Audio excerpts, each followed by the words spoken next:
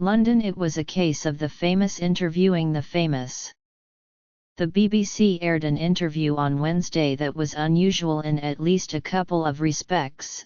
The man answering the questions was former President Barack Obama, and the man asking them was his friend Prince Harry. The Prince took the seat as a guest editor for BBC Radio 4's flagship programme, Today, and broadcast a long-awaited interview in which he questioned the former president about the day he left the White House, his work since leaving office and his plans for the future.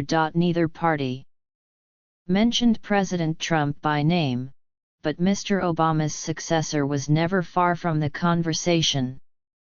The two men discussed the risks of using social media and the corrosion of civil discourse. The interview was recorded in Toronto in September, when Prince Harry and Mr. Obama met during the Invictus Games, a sporting competition for injured military members and veterans. The highlights of the interview: since leaving office in January, Mr. Obama has more time on his hands. He gets to wake up later, spend more time with his family and take control of his day, something he says he couldn't do as president. But the things that are important to him have not changed. Now that he no longer has the authority that came with being president, Mr. Obama said he relies on persuasion rather than legislation. A lot of the things that still motivate me and move me continue to this day, he added. While neither man mentioned Mr. Trump directly, they discussed the role of social media in leadership, a conversation that brought to mind Mr. Trump's blunt, unvarnished posts on Twitter. Mr.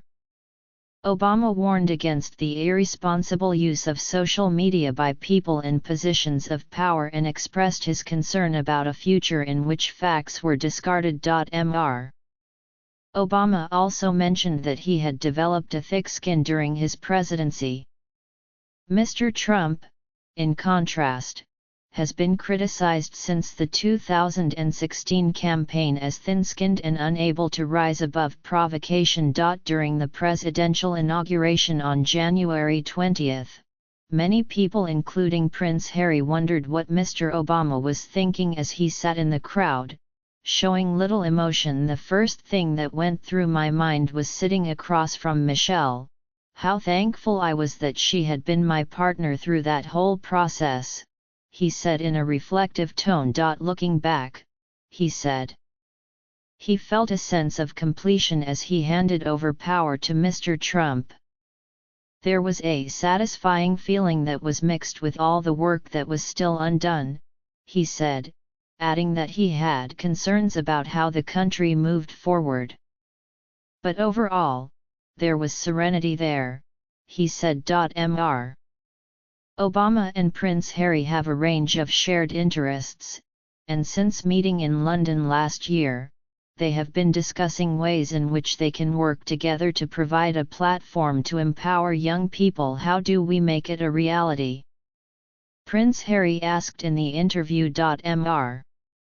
Obama used his 2008 presidential campaign as an example. The campaign was fueled by a grassroots approach that was brought together by new technologies of the time, Mr. Obama added. Prince Harry's engagement to the American actress Meghan Markle was announced in November, long after the interview was recorded, so it obviously did not come up during the conversation with Mr. Obama. It did come up as part of Prince Harry's role as guest editor, however, and there was an Obama angle.